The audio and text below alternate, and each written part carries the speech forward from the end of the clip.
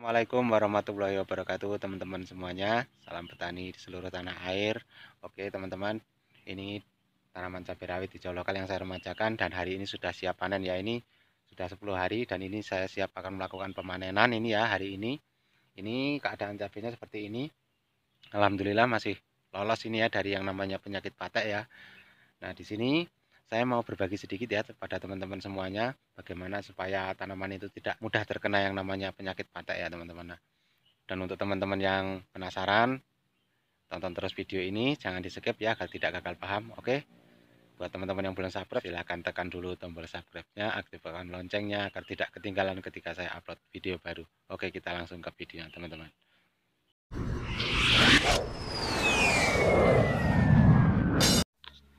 Sebagai petani cabai tentunya kita sangat mengharapkan tanaman cabai kita ini agar tumbuh sehat dan berbuah lebat ya teman-teman, dan mengharapkan tanaman kita ini atau buah dari cabai ini tidak terserang patek.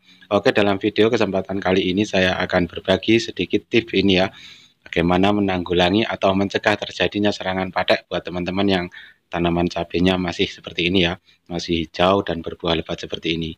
Oke, di sini untuk langkah awal ya, setelah melakukan pemupukan kita harus melakukan penaburan pupuk dolomit ya teman-teman itu. Seperti halnya saya melakukan penaburan pupuk dolomit ini selama 1 bulan sekali saya tabur di bawahnya ini. Fungsinya agar tanaman tersebut atau pH dari tanah tersebut tetap normal ya, tidak menjadi sarang penyakit jamur ya teman-teman, sendawan. Jadi seperti itu. Ini saya lakukan 1 bulan sekali setelah melakukan pemupukan kimia, setelah kita kocor menggunakan kimia. Untuk langkah berikutnya kita lakukan penyemprotan rutin selama 3 hari sekali ya, 3-4 hari sekali menggunakan fungisida yang berbahan aktif klorotanil dan karbendazim ya, atau bisa juga menggunakan berbahan aktif tebuconazol dicampur dengan simoksanil ya teman-teman. Jadi seperti itu, dan kita tambahkan lagi menggunakan pelekat yang bagus, bisa dicampur juga menggunakan sunlight.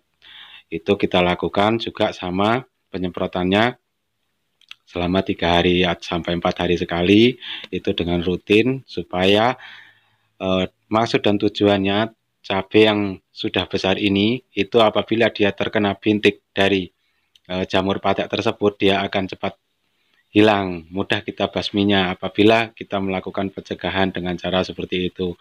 Karena kita ibaratkan seperti rumput ya teman-teman, kalau rumput yang masih kecil itu kita basmi menggunakan herbisida, tentunya itu sangat mudah sekali matinya. Berbeda dengan rumput yang sudah tua, bila kita basmi menggunakan herbisida dengan dosisnya agak banyak pun kadang belum tentu mati. Begitupun sama dengan halnya dengan buah cabai ini atau penyakit patek ya, yang terkena patek apabila pateknya sudah banyak, itu tentunya kita sangat kesulitan untuk membasminya.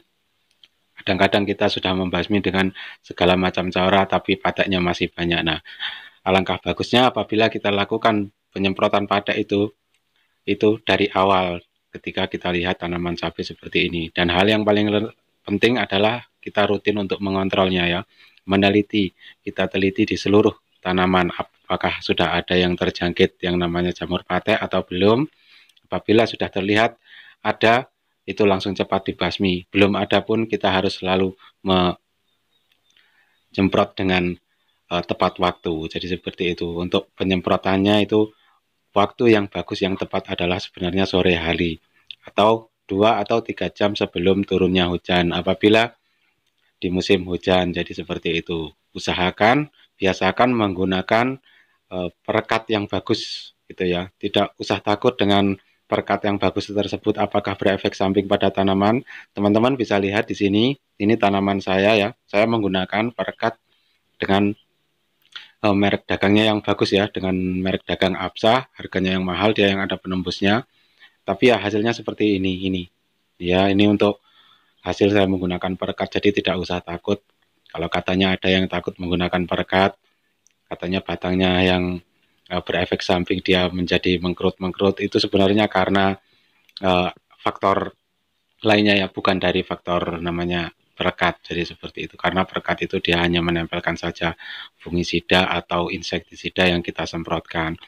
Terus untuk melakukan penyuburan penyemprotan buah ini saya juga lakukan 5 hari sekali. Jadi seperti itu teman-teman, ini untuk penyemprotannya. Kalau untuk buah lebih bagusnya itu pagi hari, karena pori-pori dari mulut daun tersebut masih terbuka ya teman-teman. Nah, usahakan penyemprotan untuk pemupukan itu pagi hari, dan penyemprotan dilakukan dengan cara sepuyernya dari bawah ya, jangan dari atas, karena kalau dari atas otomatis yang bagian bawah tidak terkena, yang atas cukup disemprot sedikit saja, usahakan yang lebih tapis lagi atau lebih rata lagi itu di bagian bawah daun. Jadi seperti itu, karena penyakit itu biasanya penyakit apapun dia akan berada di tempat yang terlindungi yang tidak mampu dijangkau. Makanya diusahakan menggunakan perekat yang bagus yang ada penembusnya. Jadi seperti itu. Terus yang penting kita rutin untuk melakukan penyemprotannya. Insya Allah mudah-mudahan cabai-cabai teman semuanya seperti ini. Ini adalah cabai rawit hijau lokal yang saya budidayakan. Semoga video ini bermanfaat buat teman-temanku semuanya. Terima kasih. Assalamualaikum warahmatullahi wabarakatuh. Salam petani.